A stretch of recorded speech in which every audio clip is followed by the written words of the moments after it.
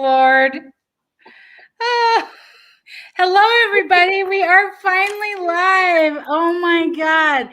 I'll tell you what, if we have no other lessons during this time, it is patience. Patience, patience, patience. Don't freak out. Remain calm. So I switched how I'm doing StreamYard, and I thought I had it all figured out, but apparently not. So thank goodness Lisa's my guest today, and she helped me get it all figured out. So welcome, everybody. If you are here, please let us know. I'm sorry that we are late.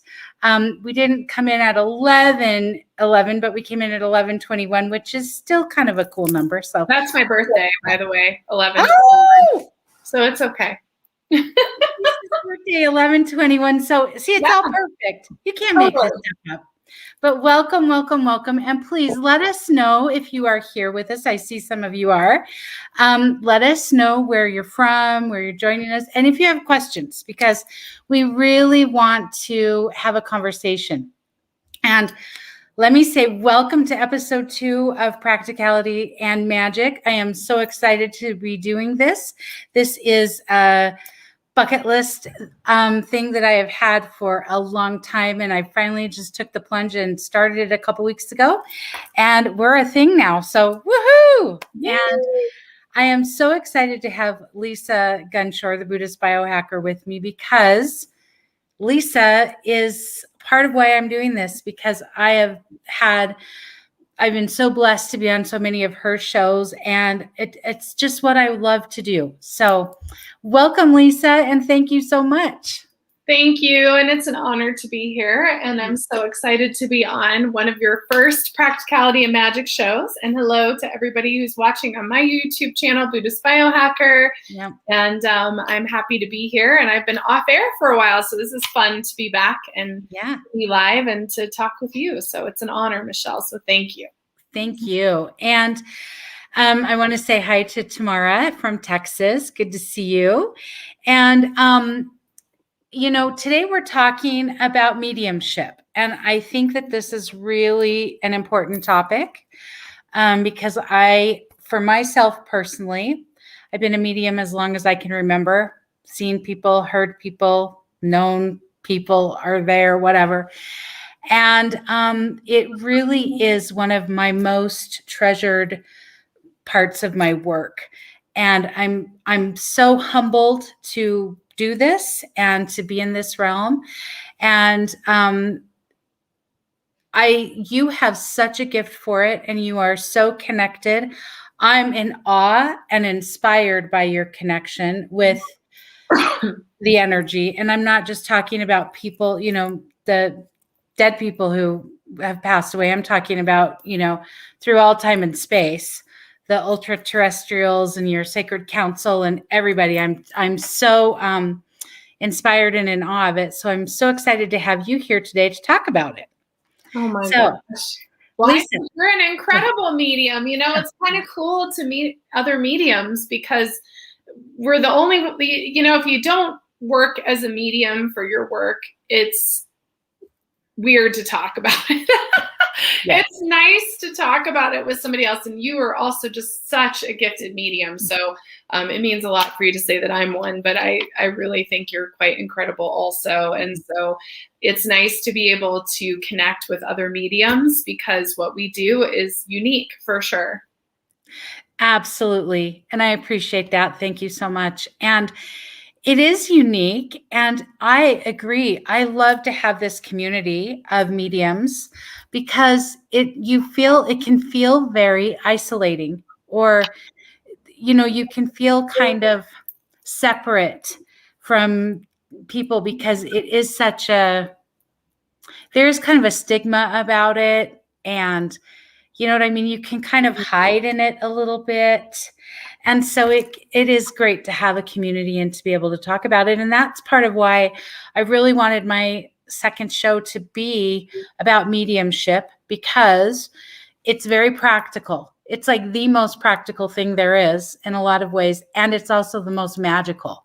Mm-hmm. So, I really wanted to talk about that. So Lisa, what do you want to, like, what's the practicality of mediumship for you? What is that like? What does that feel like? What does that look like? Oh my God, the practicality. Is it practical? I don't know. Well, let me say why I think it's the most practical, because in order to do it and to do it well, you have to be grounded in a very practical way. That's true. That's true. You can't fake it. And you do have to be pragmatic in how you view it too. I think that's part of it. Is it definitely talking to somebody's loved one, and it's always amazing, and that is mystical, and you can't ever make that not mystical. But getting ready to sit down with somebody is definitely the practical piece. Yes. I have like Albert Einstein's hair today, you guys. What is going on? I'm looking in this video thing thinking, what is happening? I have like wild hair. Anyway. And I love it. I love all those curls. I used to have curls like that.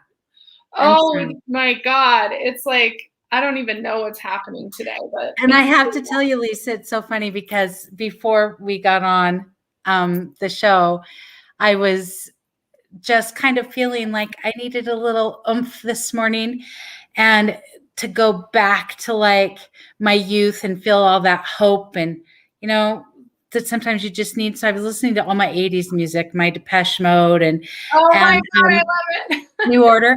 When I used to have hair like that. So I love the synchronicity.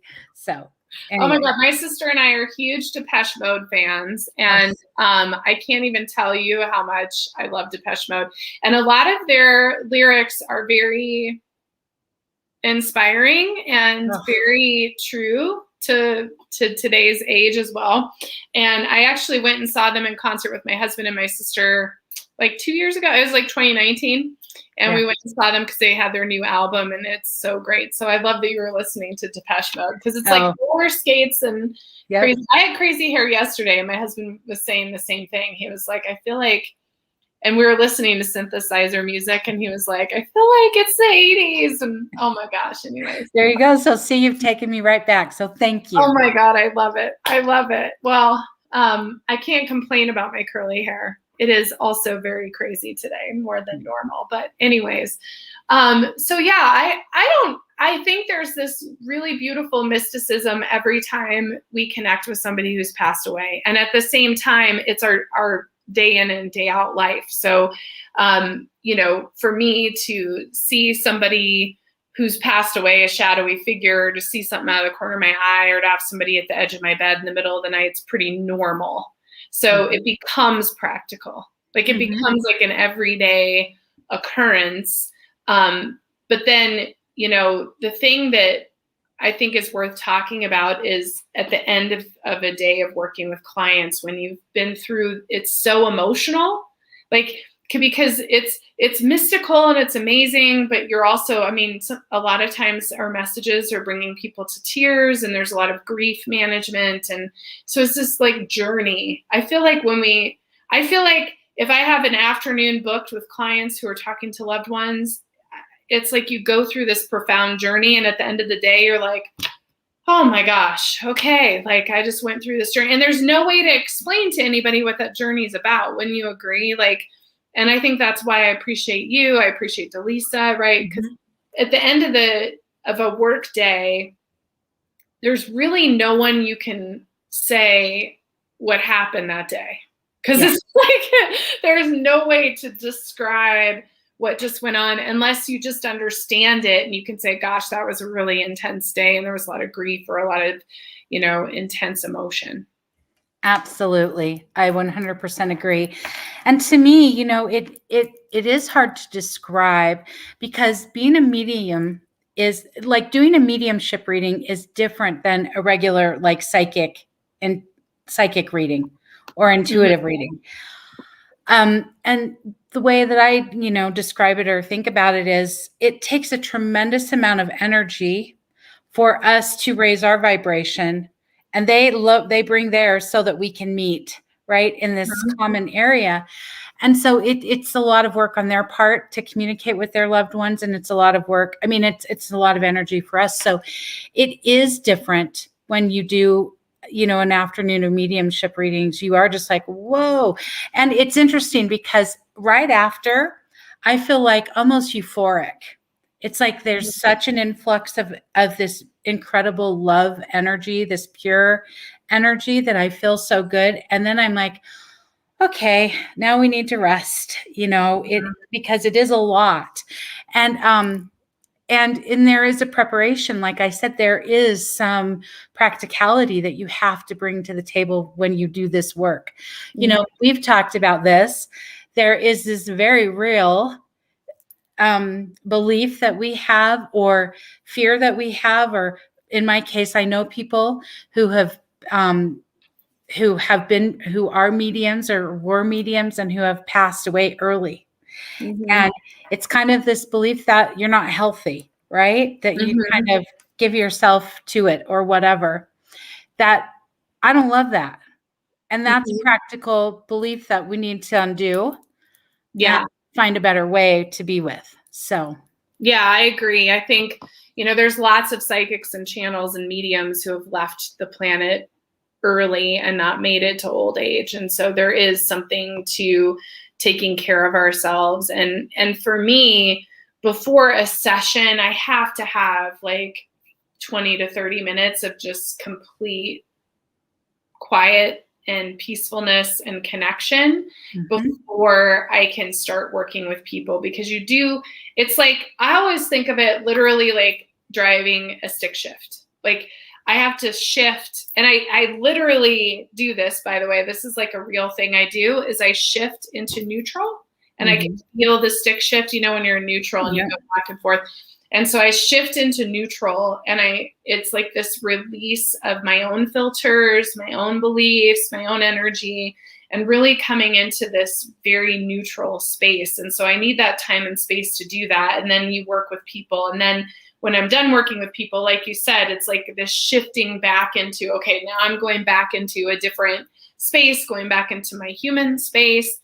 And something that I really love from psychic school that I took from that, because really I went to the clairvoyant training program just to learn how to manage the energy, because having the gift is one thing, but learning how to manage it so that we don't get sick or we don't have things going on is another thing. And one of the things that I loved is the closing of readings that I learned, and I still do this, where you look at all of the matching pictures from the day, like where did I get messages, right? Because we attract that. So it's like, where did I get messages? What am I learning today myself? Blowing those pictures, clearing out stuff that I've recognized. Like that's something about closing the end of the day. What do you do when you close out? I'm curious. I have my own little ceremony that I do where I pull the energy in. I pull my energy in from all the readings or whatever I've done. I thank everybody who came through for allowing me to do the work and for trusting me. I thank the people that I read for.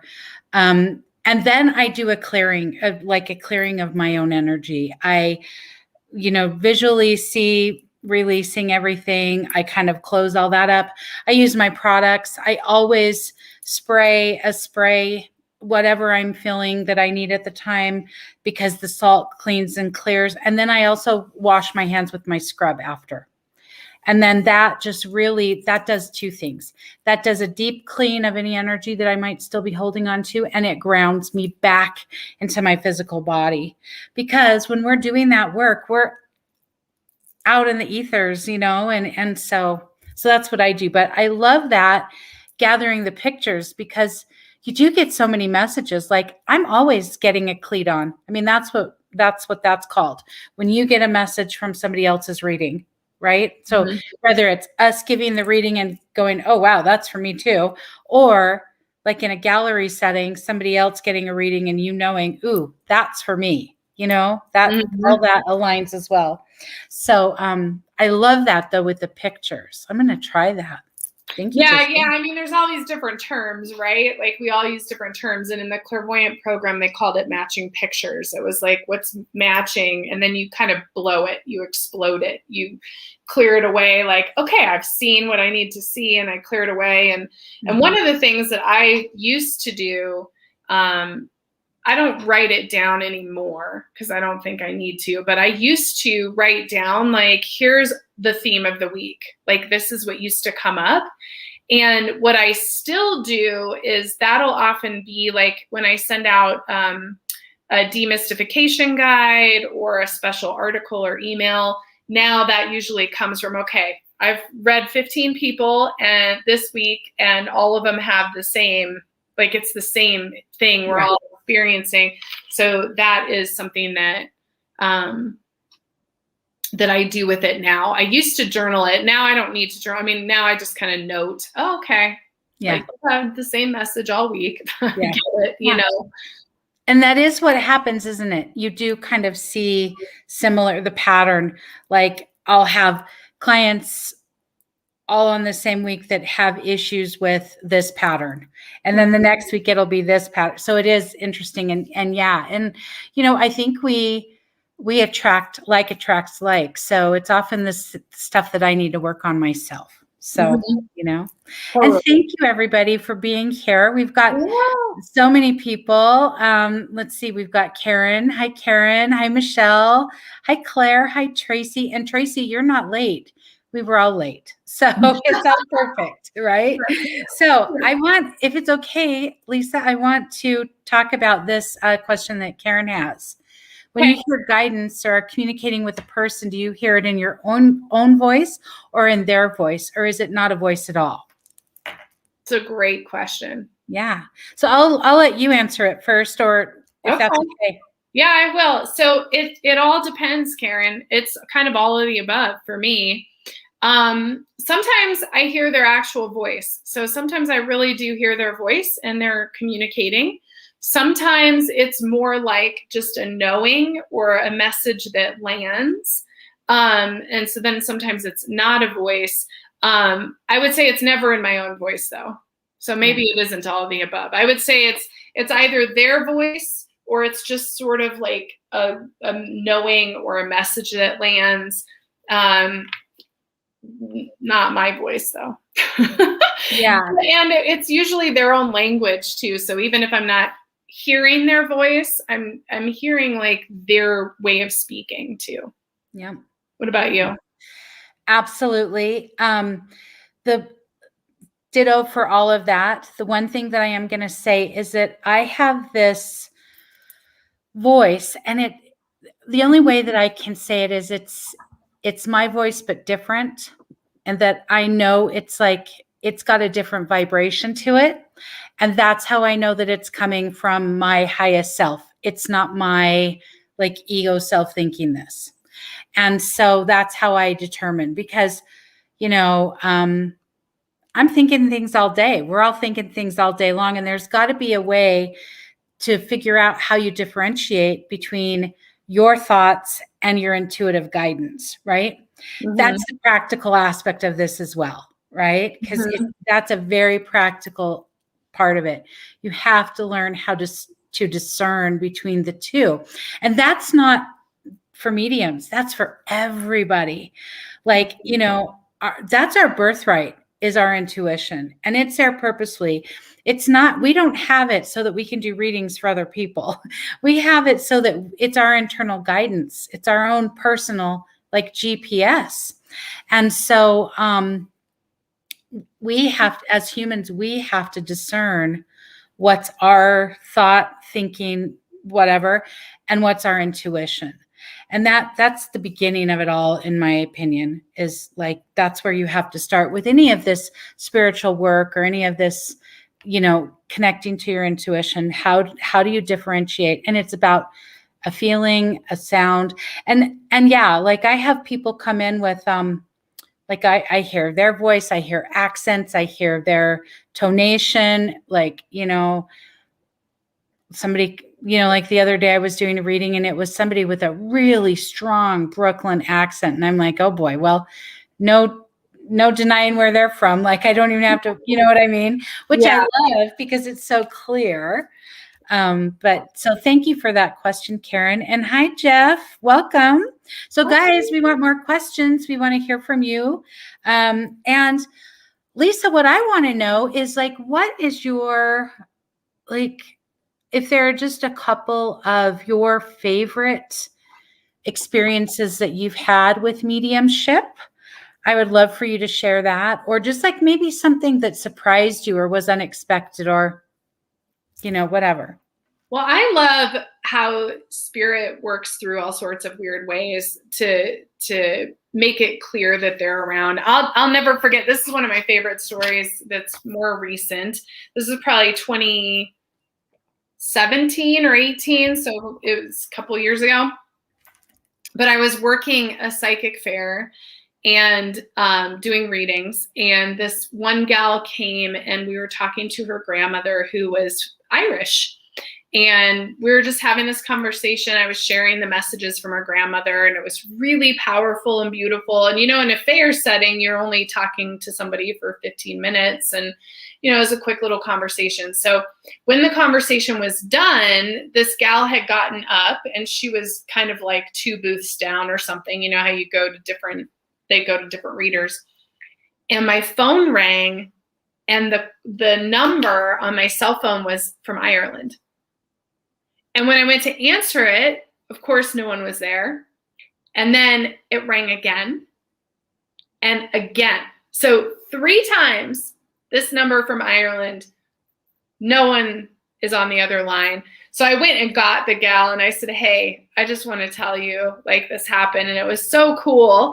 And my husband was there. And, you know, so we just had this like whole kind of experience of like this person getting this message from their grandmother from Ireland. So that was a cool story. That was like a cool thing that really happened. And then I was doing small group readings at my home, and I was talking to this couple, and I can't remember all the details, but I was talking to them and I said the person that had passed away, I think it was their mom, but I really don't remember now. But the relative I was talking to was bringing up this elk and talking about elk. And I was like, I don't know what this is about. And they held out their hands, and both of them had tattoos on their wrists. And it's on my Instagram. So if you guys go to Buddhist Biohacker and you scroll back a while, it's like a year or two ago, a couple years ago, 2019, probably 2018, 2019. Their pictures are there of these elk that were on their wrists. So I didn't know, you know, and so it's just kind of one of those things where it's all these, I love the validation, because it doesn't matter how long I've done it or how accurate I am or any of that stuff. You still I go into every session kind of like, I don't know what's going to happen. No matter what kind of session it is, it's like, I don't know what's going to happen. I don't know. And I actually think that sense of wonderment is like what makes it so great. And it keeps you humble, but it also like keeps things really open. And so I love it when I get validation like that, where it's like, oh my God, that is amazing, because I get shocked by the information. I love that. Yeah. And I absolutely agree. I mean, first of all, both of those are phenomenal experiences. I had an experience like that with the phone, but for myself. Oh, that's so cool. Yeah. And it was really cool.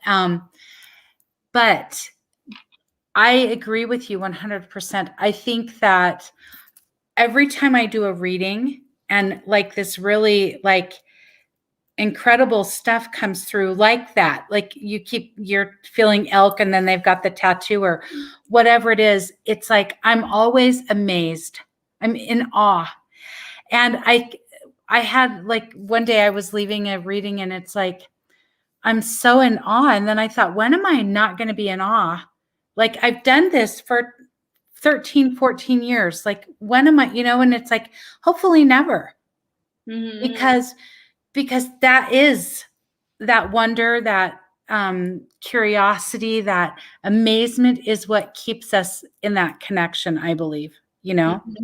And one thing that I want to share, like I don't have, my mediumship has changed in the last several months, and I'll talk about that in a minute. But one of the things that I love is about mediumship is people always come with an agenda. And I understand this because I've gone for mediumship readings and I know who I want to hear from and who I don't want to hear from, right? Yeah. But we don't have any control over who comes through or not, right? And so I love it when I'm doing a reading and people are like, I'm giving all these clear, like I'm just thinking about this reading that I did a month ago, and it was an in-person event. And I was coming through with all these clear, like such detail, names, whole birth dates, colors and makes and models of cars and years and all this. And I'm like, I knew who it was for. It was for this gentleman. And he's like, no.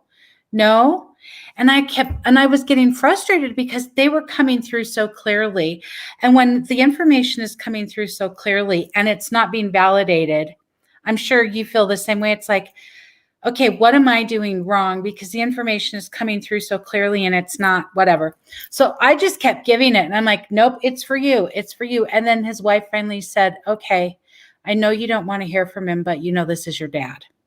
And he's like, okay. But the beautiful thing was that once he honored it and he validated it, the message that came through, it's going to make me emotional now to think of it. It was so beautiful, so healing, and just incredible that, you know, I love it when you can break down that wall, because then, you know, stuff can really happen. Like shit can get taken care of at that point. Mm-hmm. You know what I mean? Mm-hmm. Like whatever old stuff that he's not dealing with or within the family, because his daughters were there, like it can now start to be put to rest. You know what I mean? And I love that. So that's a magic part that also has a really practical component, which I love and I appreciate, because that's what we're here for. It's like, I made that determination at the very beginning of my professional career. Like, I don't want to just be about fluff. Like, there's a time and a place for fluff, but I want to be purposeful. I want to help people to move this energy and to find healing and to, you know, be their best selves. And so my readings are not for the faint of heart. You know, I say that all the time. Like, don't come see me if you want me to just go, oh yeah, you're going to get a new love person or what, you know what I mean? It's going to be a lot more than that. So. Yeah, well, and I hear you. I mean, it's tough when we get information and someone's like, I don't know what you're talking about. And I always tell everyone it's like playing charades. So we have to, it's not up to us to interpret the message. And I always get in trouble with that because I try to help figure it out. Yeah. And it's like at the end of the day, especially when you're doing mediumship work very specifically, it's really important to just share what is coming through.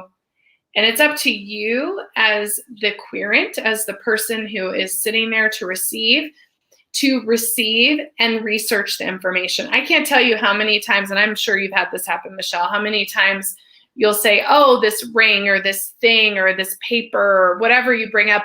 And sure enough, they go back to their family or to their mom or to somebody and they start talking about it. They're like, oh my God, this and this and this. And I'll get phone calls later saying, oh, guess what? Like, there really was a ring and this is where it was, or there was really this thing. And so it's really, I don't think it's ever what you think.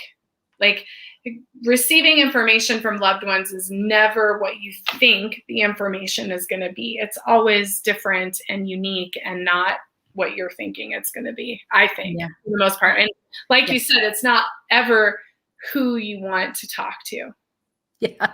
Sometimes sometimes the stars align, but oftentimes it's, it's just, it's the person that needs to come through for the message. Like I have another client who, her mom was coming through and she was getting upset. And I'm like, she wants to help you. And I understand this because my mom, I love my mom dearly, and I had a great relationship with my mom, but there was a lot of stuff that I would have really liked to have been able to deal with my mom face to face. But at the time when I was ready to do it, my mom had dementia, and it wasn't possible.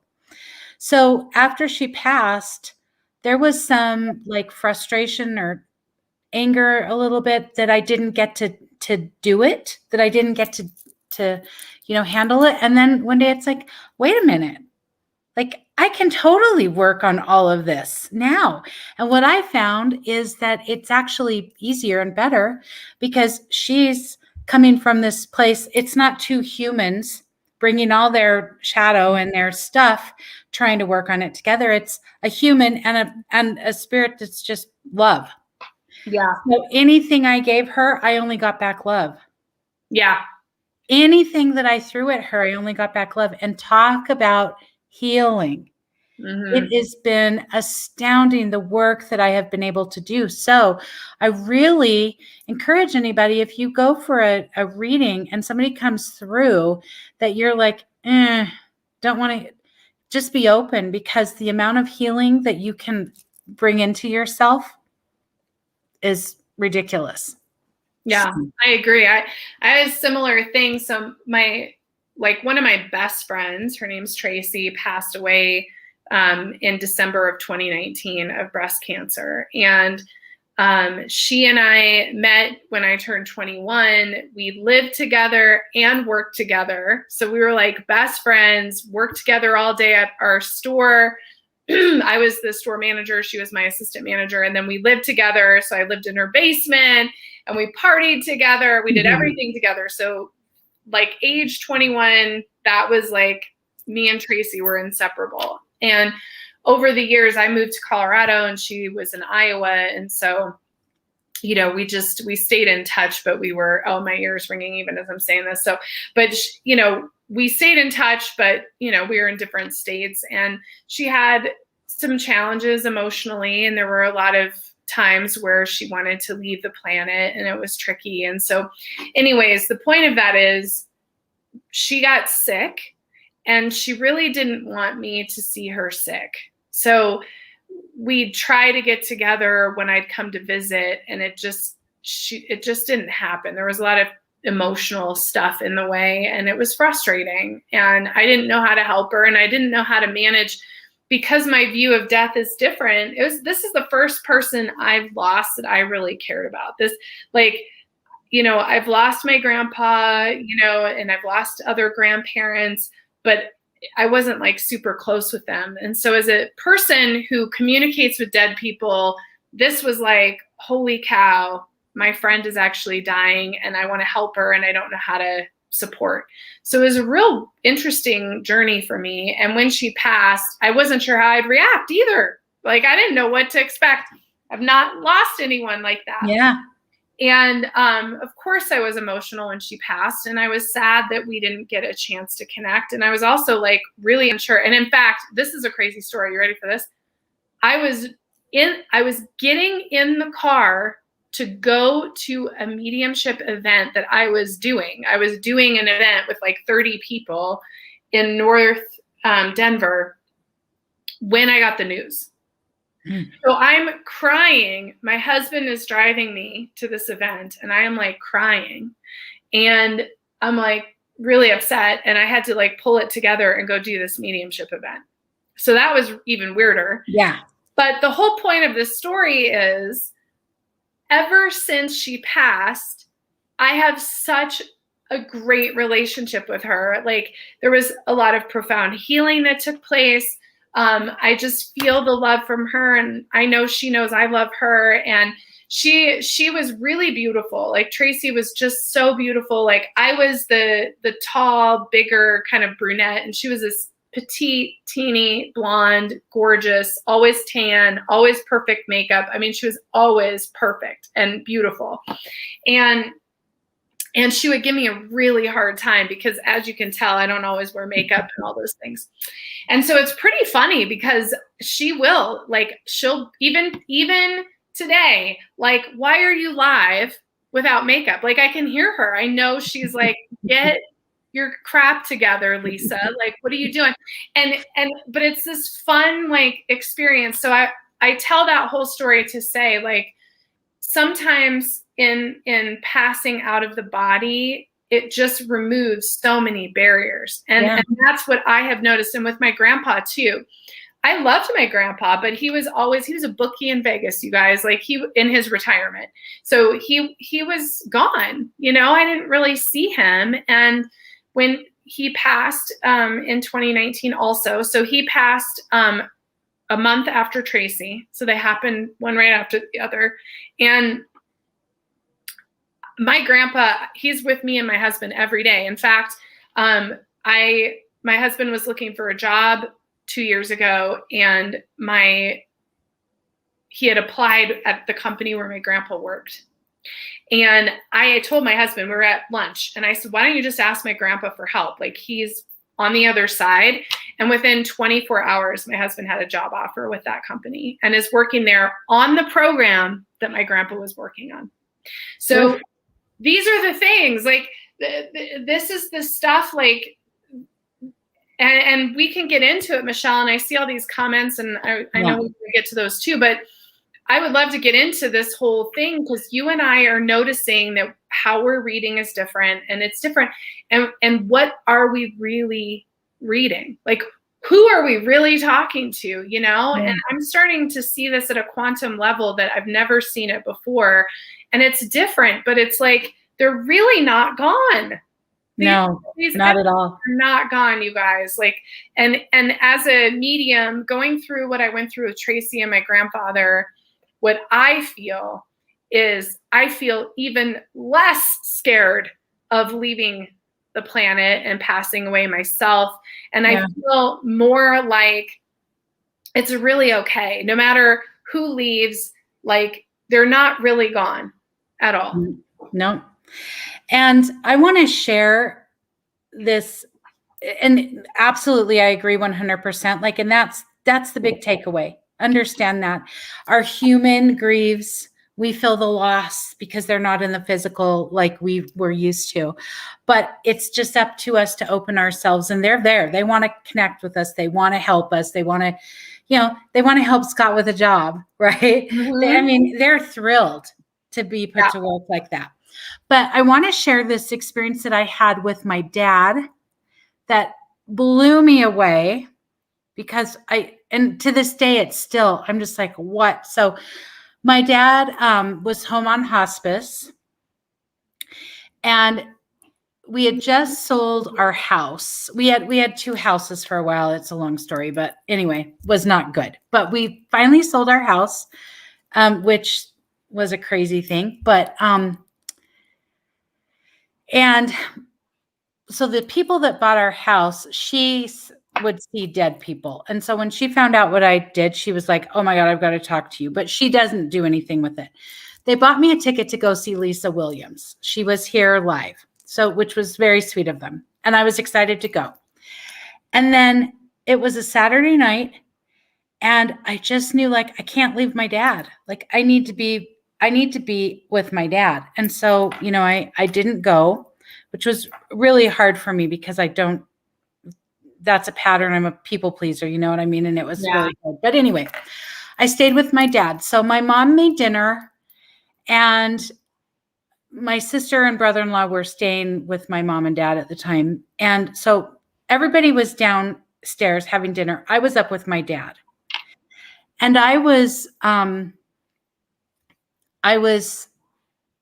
he was like in and out. I was feeding him, and he would like close his eyes and be quiet. And then he would talk a little. And so I was sitting there, and I was thinking about money.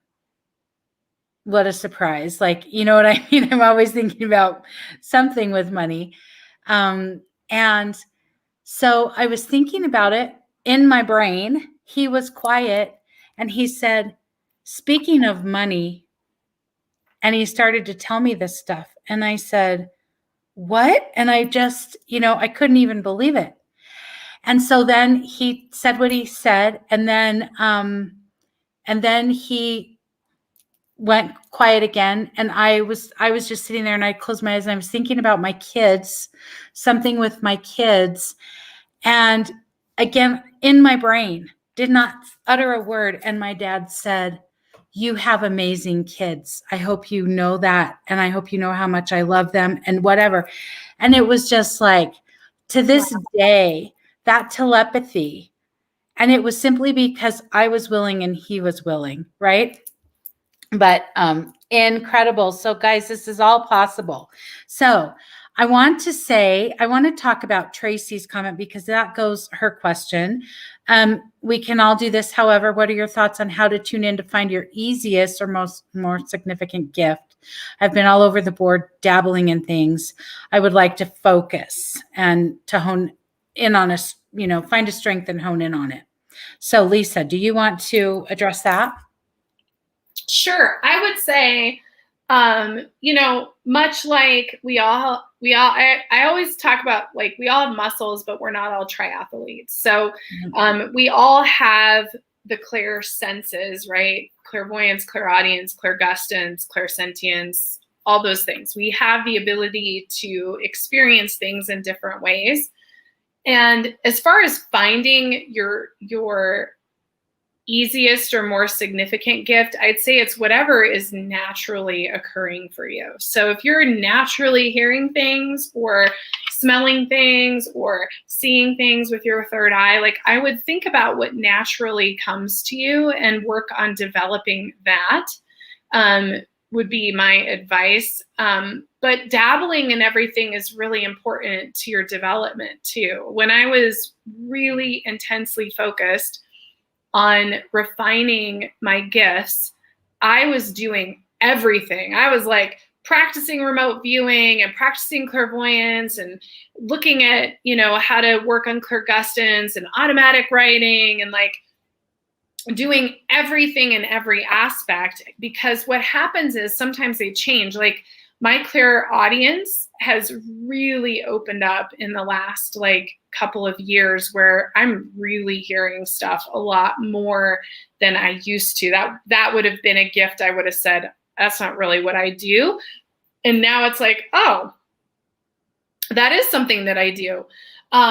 So I think you have to kind of allow it to flow and not try to control it.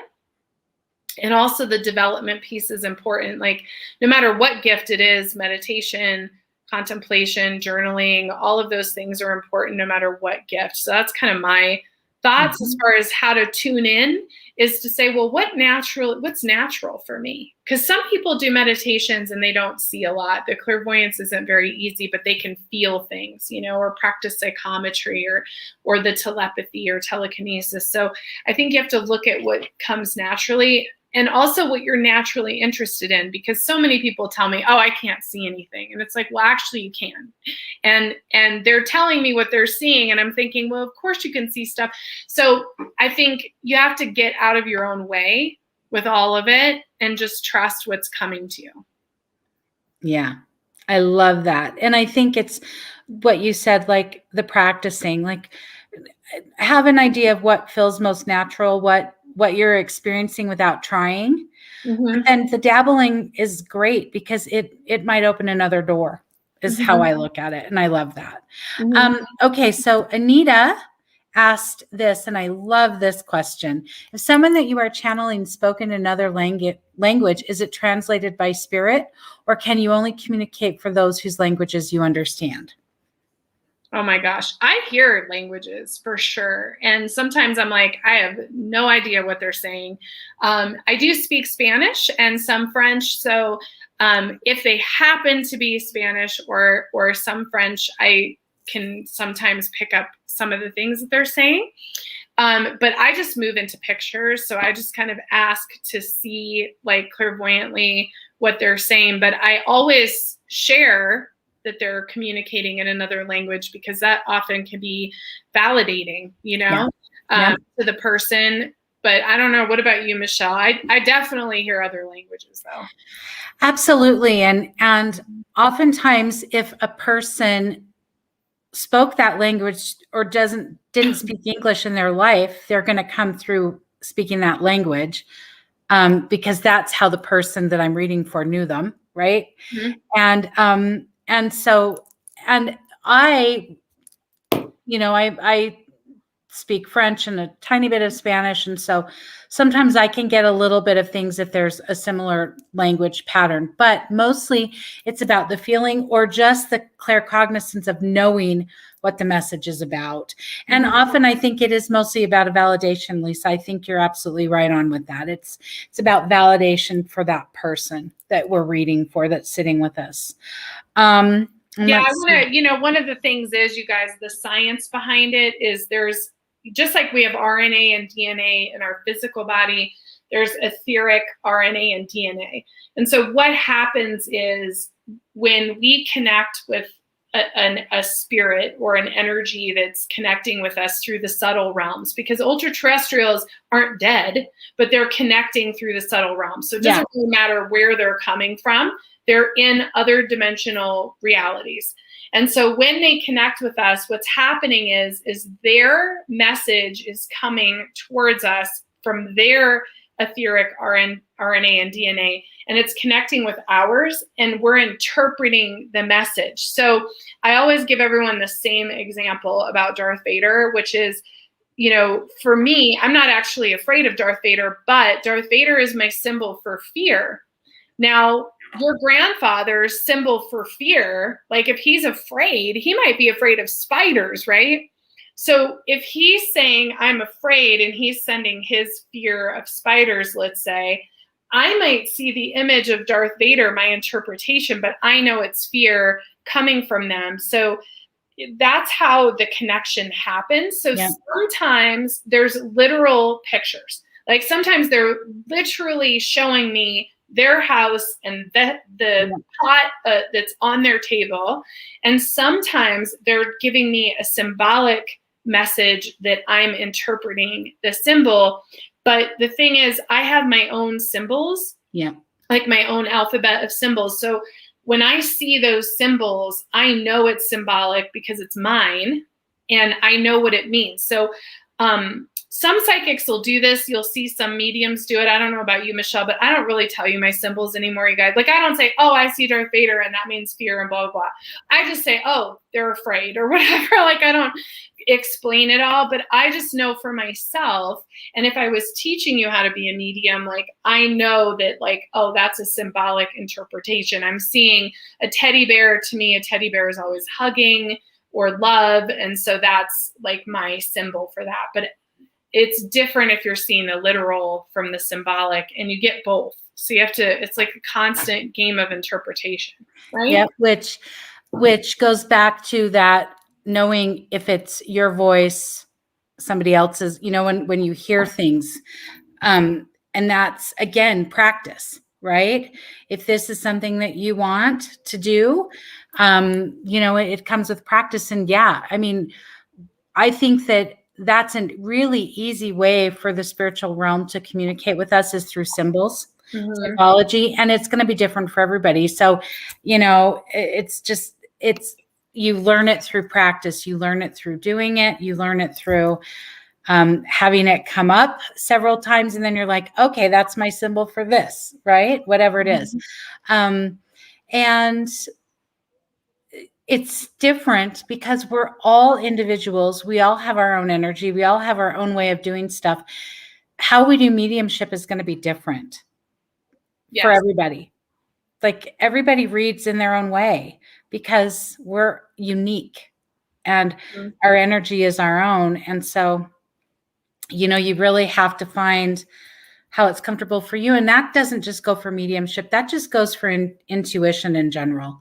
Like, you have to find what's comfortable for you, because if it feels like work and it feels like a job every day, you're not going to want to do it, and you won't practice it, and you won't have fun with it. And I think that when you do have fun with it, that's when you really expand your knowledge and your growth and all that. So, well, yeah, and just being open, like anything is possible. And I think, like, that's part of why I think I've connected with so many different energies, because I do just believe it all exists. I really do. Like, there's nothing inside of me that thinks that isn't real. when I was a preteen, I was sitting in the forest talking to fairies and trees and all that stuff. And my husband and I were just talking about that the other day, which is why I bring it up, because he was like, well, when we were kids, did we even think any of this? And I'm like, well, actually, for me, like I did. I talked to the forest, and I, really believed that the fairies I were seeing, that they're real. And so I think, like, for me, aliens, like, it was never a question, not for me and not for anyone in my family. I mean, it was just never a question that they weren't real.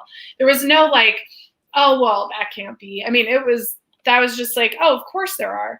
And so I think the more you stay open, the more you can find yourself connecting with energies you never expected to connect with. And there's always some kind of cool validation too.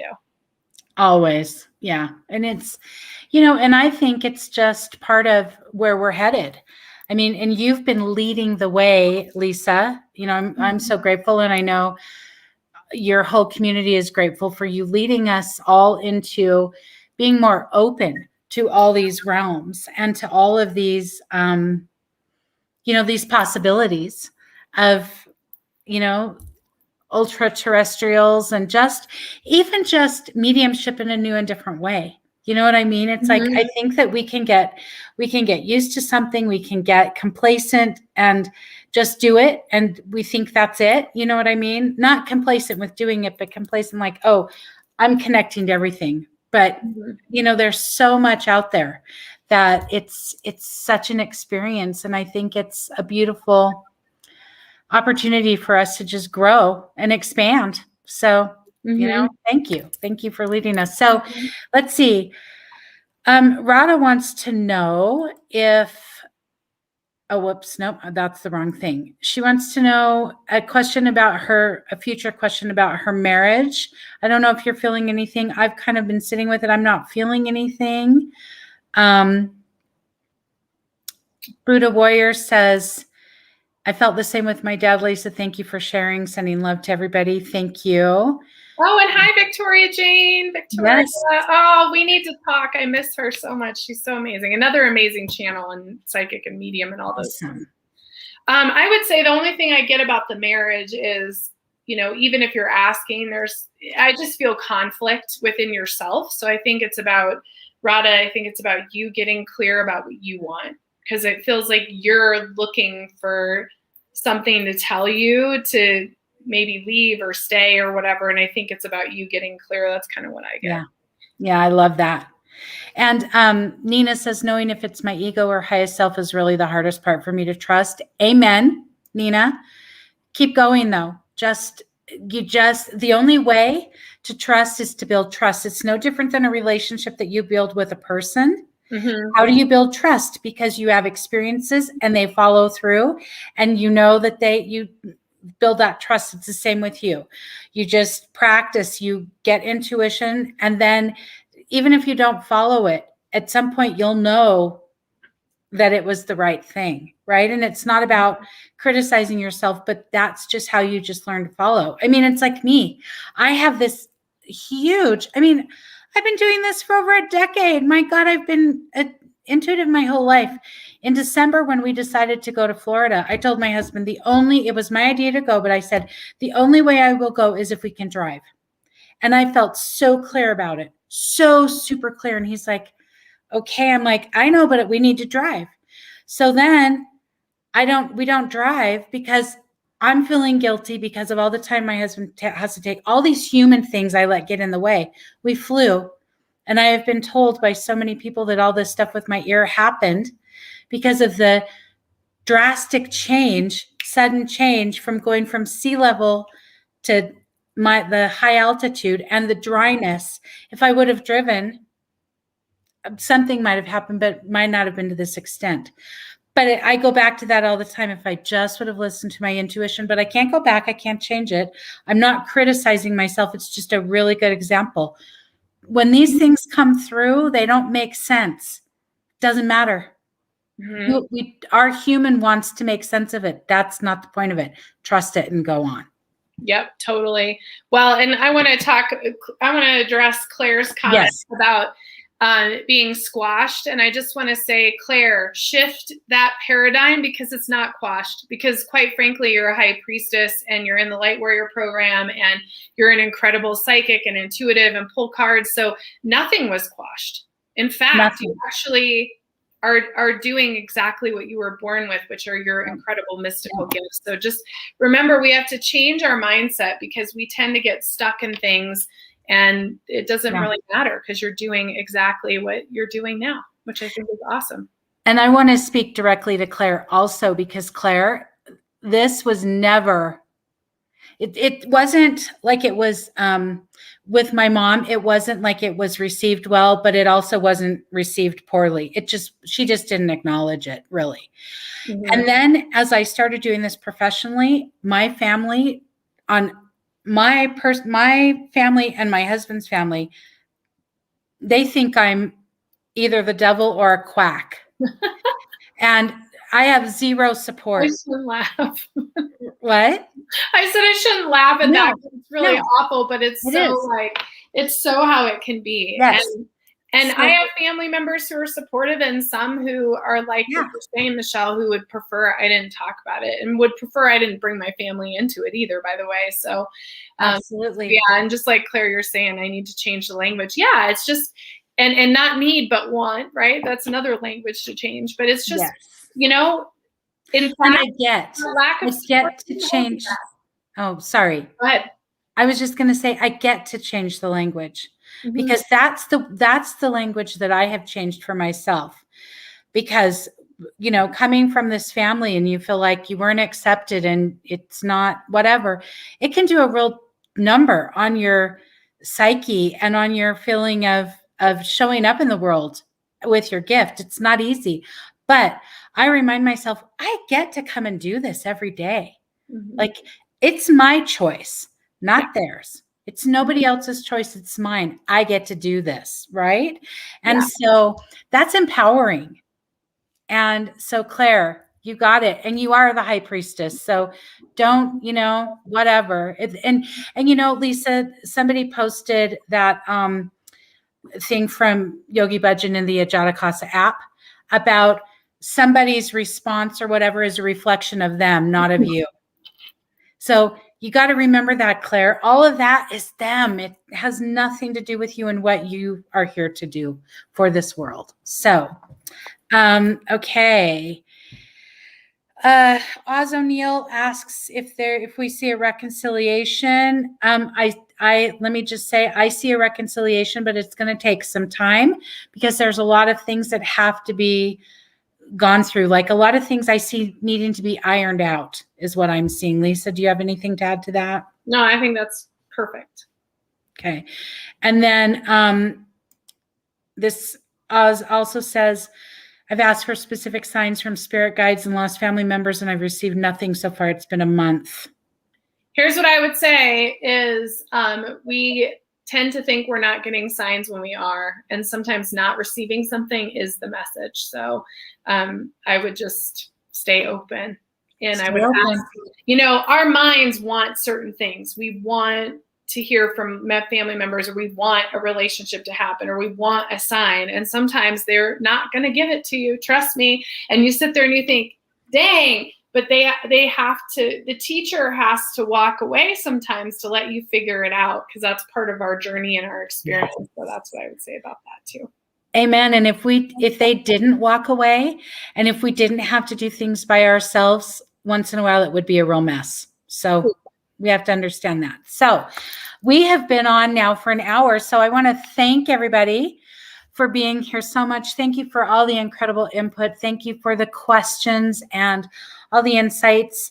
And I really encourage you, if you haven't, go and subscribe to my YouTube channel, michellesnelling.com, because I will be bringing lots more of practicality and magic to you. And who knows what else. I show up every once in a while, and we just talk about whatever and pull some cards or communicate or whatever.